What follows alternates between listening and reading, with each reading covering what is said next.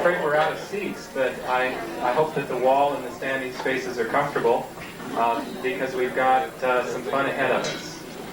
My name is Robert Corns. I'm the chair of the Santa Cruz County Arts Commission, and I'd like to welcome you to a part of an evening when we honor and recognize the 1989 Santa Cruz County Artist of the Year. In the early 80s, the County Arts Commission realized, no surprise to anyone, that our county is rich in folks who support the arts here locally, live here, and yet have regional and national reputations.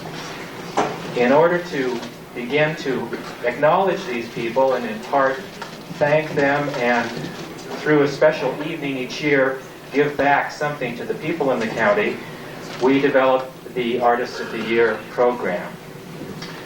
This is the 6th year, and we're excited this year for the first time to recognize a visual artist. The recipient of the 1989 Artist of the Year award has had exhibitions across the world. He was a member of the committee which helped to found the Cultural Council, Santa Cruz County. He's, by the way, lived in the county for nearly 20 years.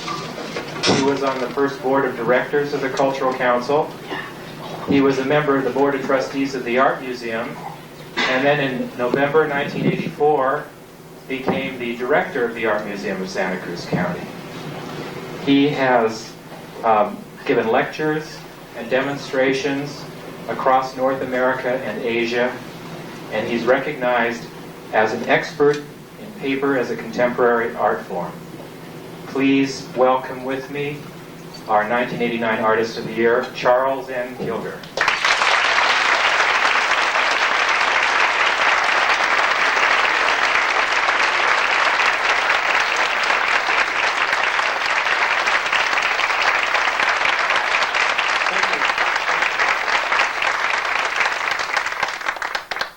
A little nervous. What's next? Well, I thought you were going to say a few words now, but in lieu of that, we have some others who are prepared to say a few words. It's traditional at this event that lots of people want to get in on the fun of recognizing and honoring our honorees. And the first person that I'd like to have come forward is Senator Henry Mello. Alas, he can't be here, but he has asked to present for him a woman, Sandra C.H. Smith, who's the Cultural Affairs Specialist of Santa Cruz County, a proclamation that he has had prepared.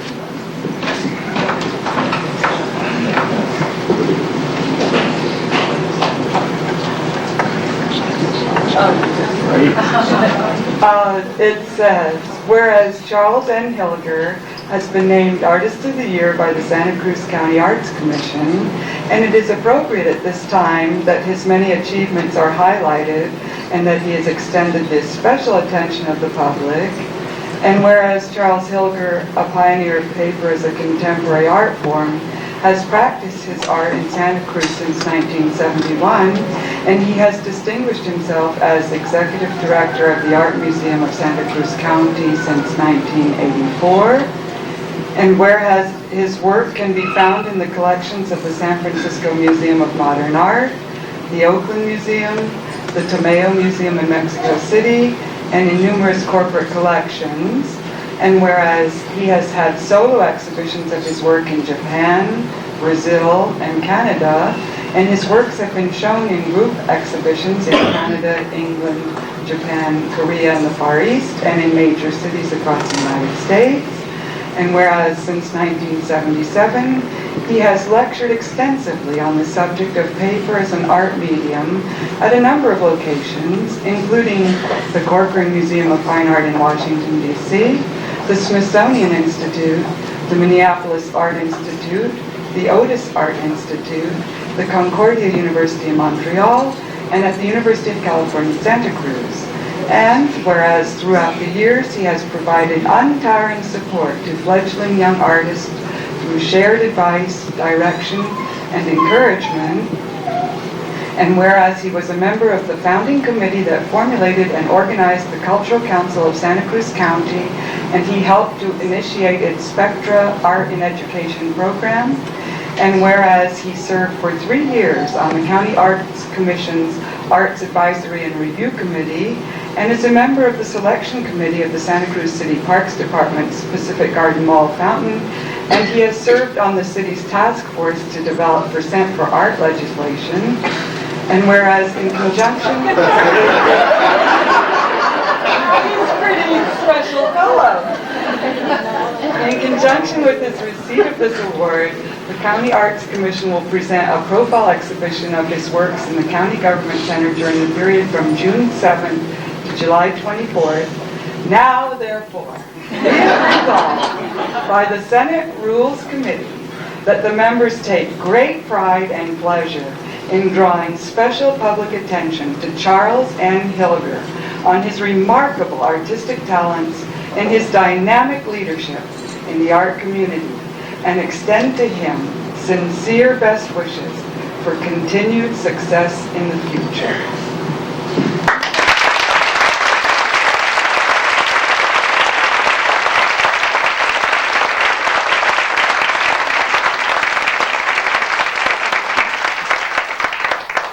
That's quite a list. I didn't know all that.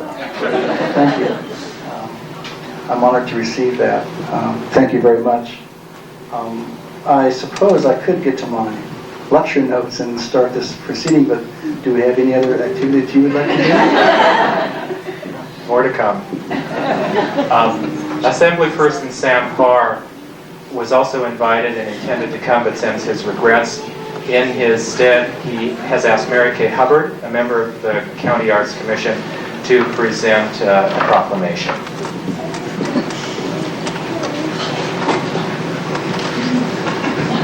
There are a lot to clear up this too, and I can only say that this comes with an awful lot of good wishes from all the people who feel that you've done so much.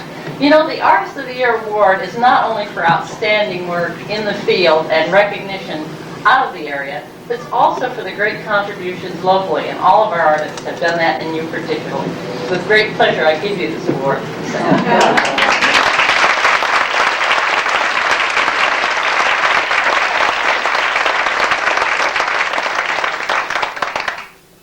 Next, may I introduce Gary Patton, Chair of the Santa Cruz County Board of Supervisors.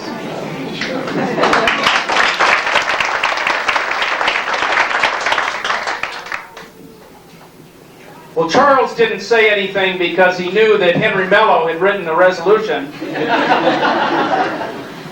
And it will get hot if I read mine as the audience builds with all of these words, Charles, appreciating and honoring you. I want to thank the Santa Cruz County Arts Commission for hosting this annual event. The commission thought up the idea of honoring each year one among the very, very many artists in our community who are artists of distinction and who do so much to distinguish this community and enrich it. And it is a wonderful celebration. And I can't think of a more worthy recipient than Charles Hilger for receiving the Artist of the Year award this year. I do have a, for you local taxpayers, you'll notice a very low budget.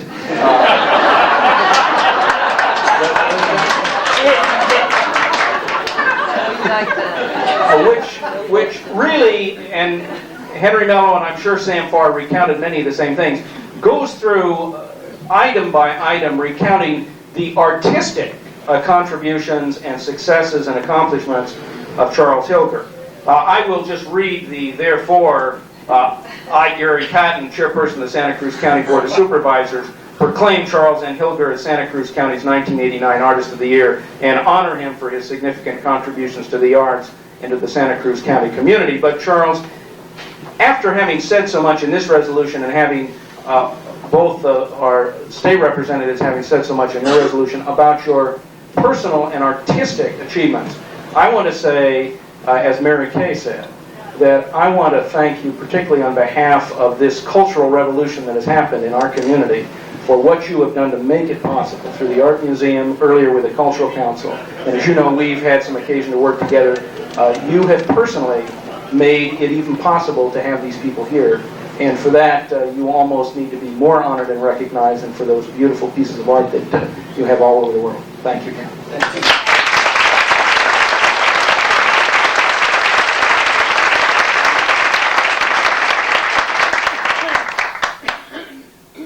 Please be patient, just a tiny bit more, and then we'll get to see Chuck. Sandra? Oh, I'll try to make these brief. But these are little surprises for Chuck. We do have a letter from Leon Panetta, a member of Congress, who congratulates you and offers you best wishes on the award. And then Bruce McPherson, publisher of the Sentinel, offers a letter here. It says, Chuck, congratulations on being honored as the Artist of the Year by the Santa Cruz County Arts Commission. I'm sorry to be out of town to miss the June 9th celebration, but please accept my sincere thanks for the efforts you have put forth in our community over the years to highlight and improve the arts in Santa Cruz County. More great things are coming to this county in the world of art, and it is comforting that someone of your dedication and stature will hail in further development of the arts in our area. Again, congratulations for your well-deserved recognition this evening. Bruce McPherson. And we have a little note from the Smith Anderson Gallery from Paula Kirkeby, who represents Chuck. She says, I have worked with Chuck from the very beginning of his career, and as his friend and dealer, have enjoyed his warmth and professionalism over the years. As one who deals with prints, it has been particularly exciting to see the development of his innovative paper-making process and its effect on other artists. Chuck, my best. And the last one is from Gail Young from the Santiago collection in Atherton, and she writes about Chuck's work. When I first saw Charles Hilger's work, I knew I had to own a piece. Through the years, our family has acquired more.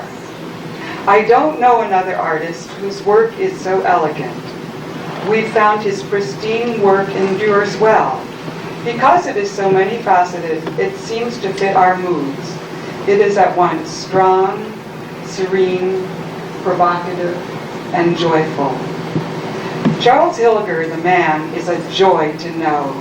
He is honest, straightforward, a real professional in the museum world, a pioneer in his field of paper, comrade and teacher to other artists, and a friend to all. Chuck, you are most worthy of this fine distinction, Artist of the Year. Congratulations and love.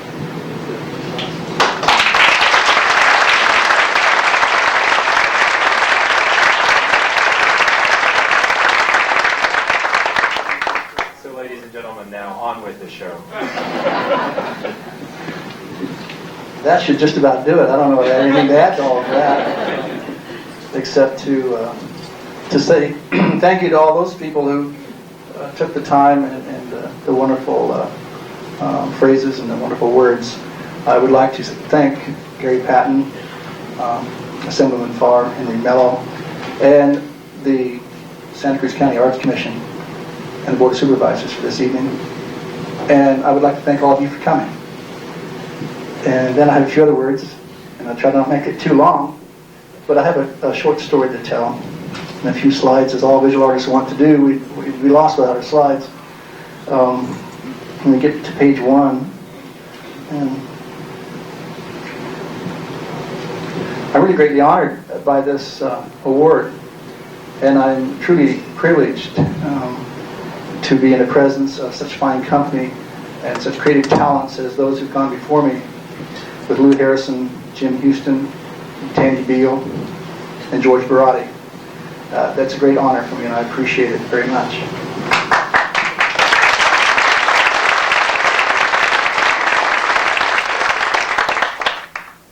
And it almost goes without saying that it is very humbling to be standing here in front of you tonight.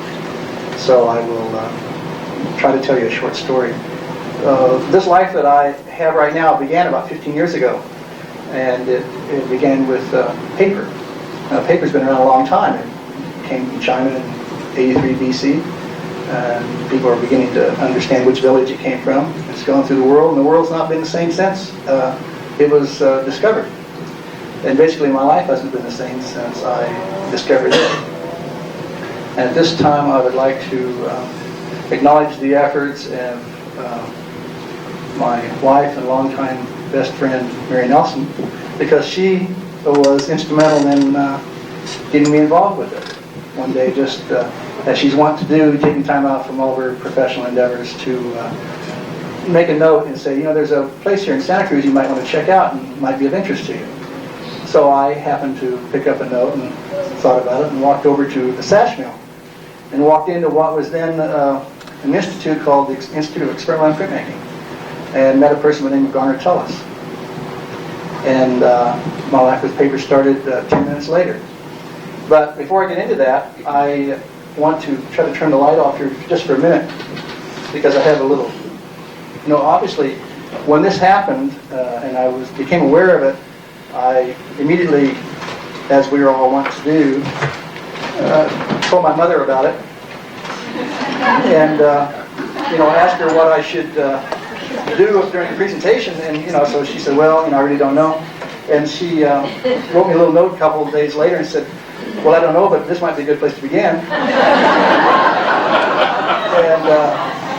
so I thought about that for a while. I thought, since she'd gone to that trouble, that I might as well provide that. Then, I don't know, about a month later, I was talking to a couple of really old-time friends, and they said, well, you told them about this, and they were quite impressed. And they said, well, perhaps they should start here. This 20-year celebration, as a matter of fact, yesterday, from all of us, my two friends, and myself returning. And I thought, well, perhaps. But no, it does start in Santa Cruz, and it started at the Experimental Institute. And I walked into that place, and within 10 minutes, I entered a world that was I dreamed about before. I entered the contemporary art world, and I got to share in the experiences and endeavors and the friendship of an incredible number of people, which is still going on. And for some reason or other, at that place and at that time, some very interesting things were going on with the discovery of paper and the idea of what can be done, and printmaking, and what people, different artists around the country could do. And it initially happened here as an art form. Robert Rauschenberg was playing around with it in Florida in 1973, and Garner's Institute had it. And within a 6-month period of time, an innumerable number of artists came from New York and from around the country, coming into the Institute to experiment and play around with it. Kenneth Nolan is pictured in this particular photograph, looking at his first series of work that he did that was made out of old linen tablecloths that we went over to Mission Linen Supply and picked up their old throwaway linen, ground it up in the machine, and turned it into what the beautiful pastel piece that's laying on the table. 6 months later, it was shown at Castelli in New York, a series. And that was followed by Louise Nevelson, followed by Ernie Trova, Peter Volkus, Jack Zajac, who came, Nathan Oliveira, Clara Falkenstein. The list goes on and on of different artists who I had the privilege and the pleasure of standing next to and just seeing, you know, how it worked and what happened. I mean, it was like an education and an experience and a rewarding endeavor that was, well, it couldn't have been surpassed. And at the same time, this kind of activity is going on through the rest of the country, different places, different paper mills, different institutions. There's kind of like an explosion occurring. And basically, I suppose it's because I think every artist has an affinity for paper. Well, we all do, to that point. And we can't exist, as we know, our function without paper. It's around everywhere. We've read things off of it tonight. We read things and function with it every day.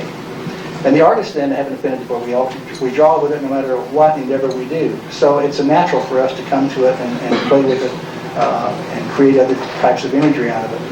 So for my small part in that contemporary endeavor, after I left I was there for a full 2 years, and we had great fun. It was exciting and raw energy, and we put shows together and traveled around the country and just had fun. And I'm still having fun with that. Well, after I left there, what I would like to do is just kind of quickly run through so that it might explain to you a little bit of what's in the hallway here after 15 years some people, started with white, and I'm still doing white. And but there's been a progression for me and an involvement and an interest. So I want to quickly run through a series of slides that kind of tell you about what happened with my life during that period of time. Because everything I've done since then has been involved because of paper. I mean, I met people, having traveled around and doing workshops. People here were aware of my work with it, and I got involved with the Cultural Council. And then because further on and tried to do that, and further on I got involved with the Art Museum and invited with lectures and on. But it centers back and goes back to the point that everything I did started in 1974 and evolved around it. So I've had a very exciting shared life of exchange of information and wonderful friends during that period.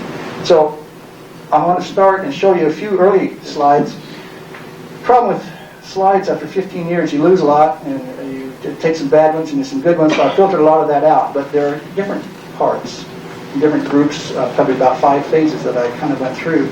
Paper to me, I pretty much stayed with white. Like we get through here, you can ask different questions, and in the reception, maybe if there's anyone who has a particular question, I could maybe pursue that. But it has 3 elements that I'm interested in, started out interested in, and then still involved with. It's initially white to begin with. It's made from rag and cotton. It has a surface, and it has edge to it. And with that, I try to create things and involve my interest and try to create form. And my interest is there in the beauty of it and in the making of it. But try to create form in some sense of a statement and accomplishment and satisfaction to me with those parameters, within those parameters. So bear with me. I'll run through groups of slides. And the size is generally from 4 to 6 feet in nature. The first piece is around 5 feet. They were just white box-like forms, just white paper made from sheets that we'd gotten from Goodwill and ground up in these machines. Can everyone should get down a little bit when we go through this? And it's not worth it for me to try to explain the detail on it, because trying to take slides of white work is pretty impossible anyway, but I've tried to get some detail. But then from the first very flat things, then I started from like box series into a kind of a paper-related aspect of folded boxes or unwrapping or revealing other sheets on the inside, again dealing with surface and just the edges of them. This was in 1976. These pieces are about 4 feet by 5 feet. And different related back to box. I like the crumpled aspect of it and revealing things that are underneath. And most of these pieces are, I guess for want of anything else, kind of constructions. They were put together. And early on I decided that paper for me wasn't a 2-dimensional form, nor was it hardly 3-dimensional without a lot of support. So I elected to take that little 2.5 dimension space between the wall and the floor to play with for most of my endeavors. And there's enough room to play in there.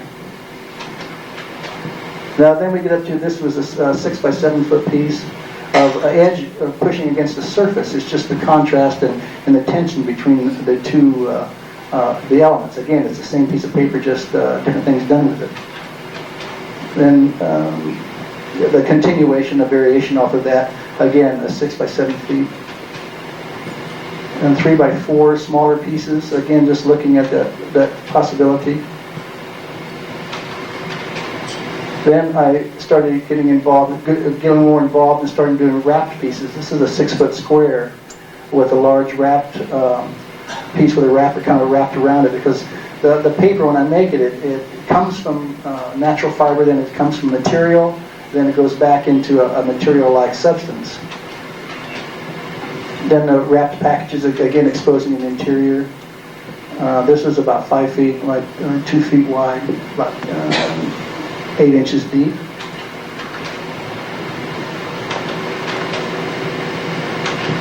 And this is spanning a period we've moved through probably about 6 years, and these are just a small selection of the different kinds of work, because I did this all the time. It's kind of a habit. I couldn't get away from it. I really, now, and I explored every possibility that I think I could deal with and playing with just those elements and forcing it. Sometimes literally forcing it. And I've also learned that during the time that if I could back off and just be a little more relaxed with it and maybe not so carefully think out what I want to do, as I hope that I'm arriving to now, it's a learning process for me, that more freedom and more expressive element comes forth. Here's an idea of an installation. A wall piece is was in the Valley in an exhibition in 1978. That gives you an idea of some of the scale of some of the various paper pieces.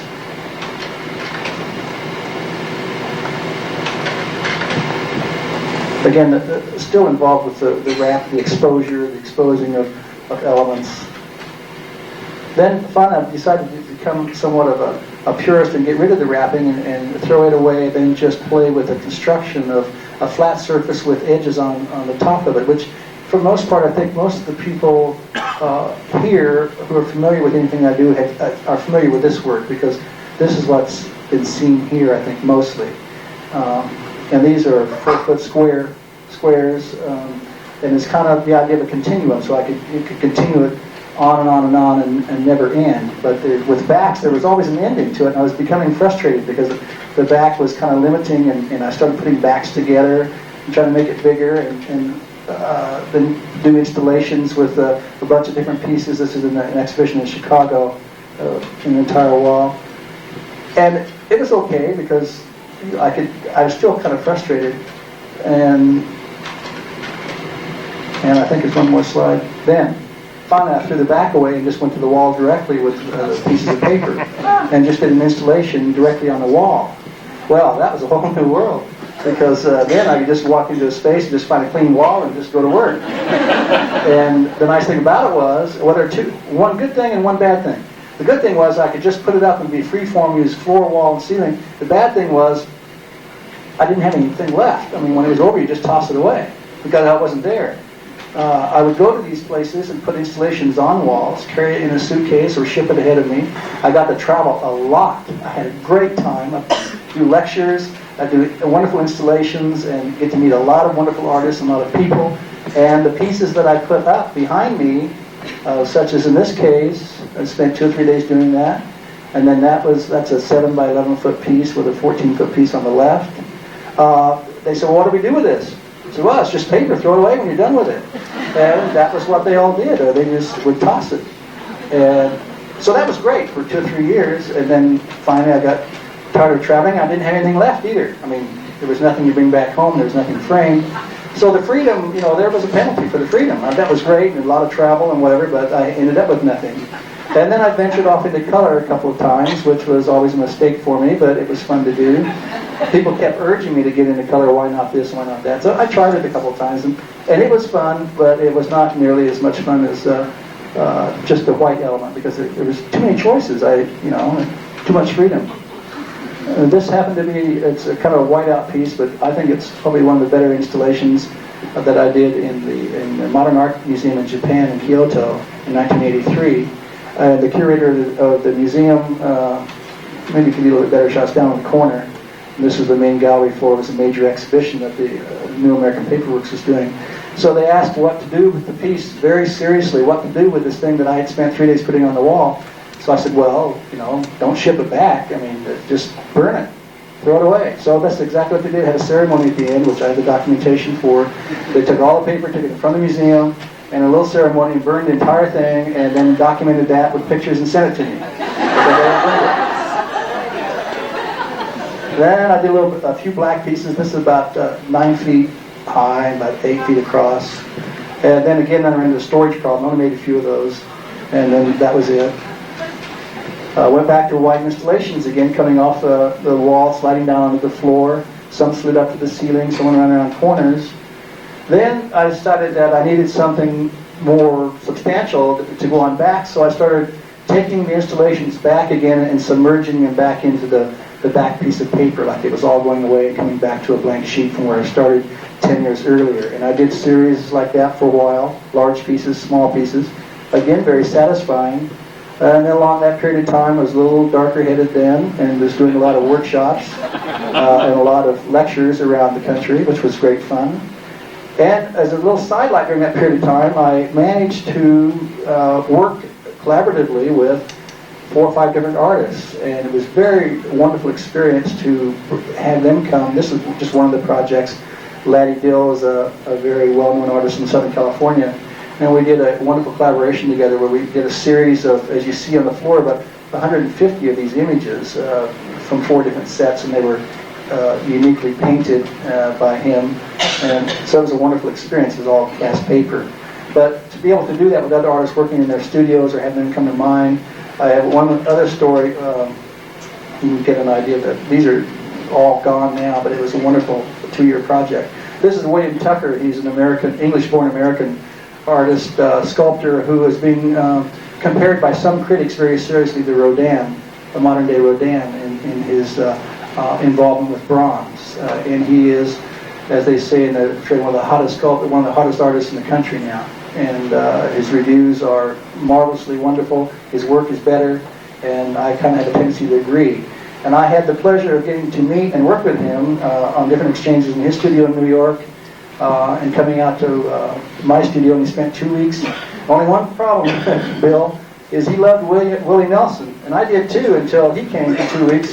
And that's all he did from 7 in the morning till 7 at night was play Willie Nelson. And now I can't listen to Willie Nelson anymore. He wrecked him for me. But what we did was this project of 12. It ended up with 12 of these 6-foot by 4-foot cast paper pieces with this the Matisse-like back. If you're familiar with the garden in the modern in New York, you see those 4 Matisse backs along the back wall. Well, this is not a variation from that, but it's a similar kind of activity that he was producing with a figure. And I got to work with Peter Voulkos, and we made some paper plates together, which, if you can believe it, Peter Voulkos was going to watercolor on. Luckily, he changed his mind and did not. Then I went back for one last thing because I was invited to do a Christmas show in a church, and so I did a wrapped package series that I thought was very appropriate for the Midwest. And it was very well received, and I wanted to finish that off, and now we've come. Then I took some time out because of the museum and a new studio and some other, things that kind of inhibited some of the daily activity in paper, and we've come to the point of where I am now. And I think, that's all.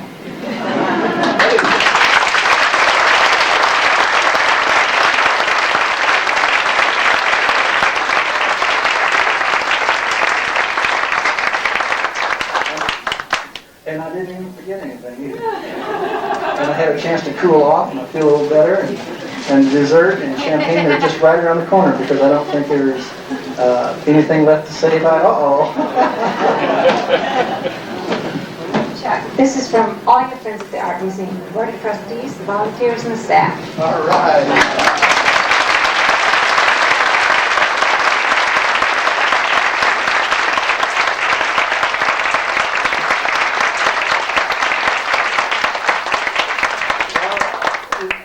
Has been and is and will be a great night, and I thank you all for coming. So we have a lot of champagne and a lot of great dessert. So let's no more I think I'll have to have some help carrying it. This one you don't get to keep. We get to keep this in the county building. It's a plaque that lists all the artists of the year, and I think you can all see why Charles N. Hilger's name is on this list. But some of our other artists are here in the audience, and I'd like to take this opportunity briefly to introduce them. Tandy Beal is in Europe, so she's not here. Oh, she's back from Europe. Wave your arms, Tandy.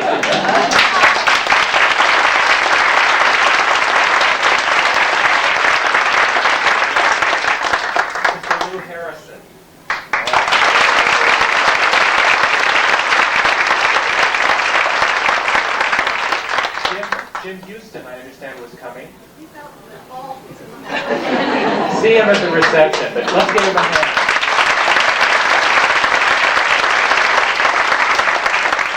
Maestro George Barati.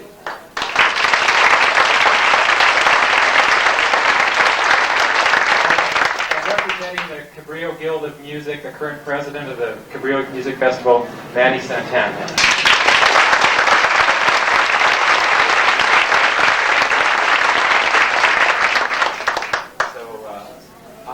give Chuck the last word to lead you out into the hallway for a reception.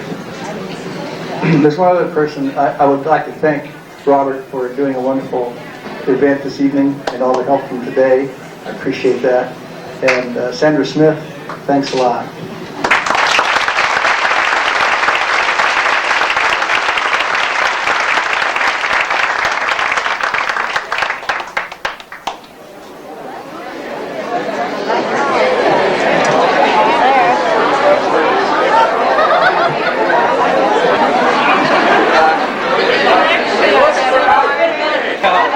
That may be hard to get.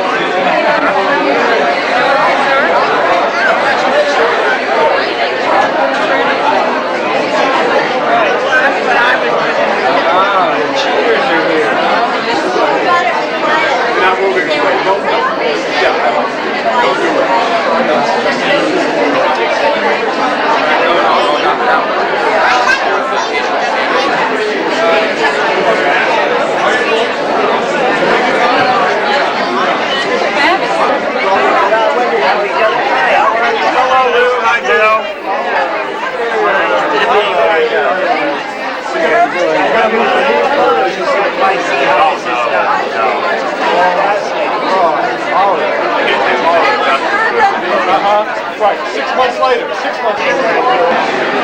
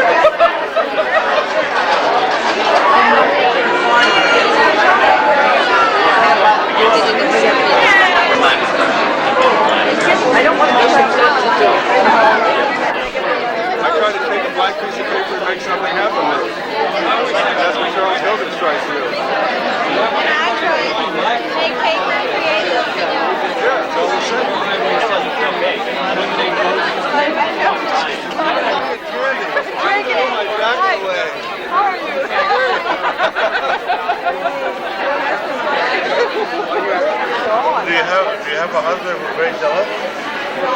No. No, I'm fancy. Oh, okay, then we'll do it this way. Let me get you focused, that helps. Okay. This is beautiful stuff. Yeah.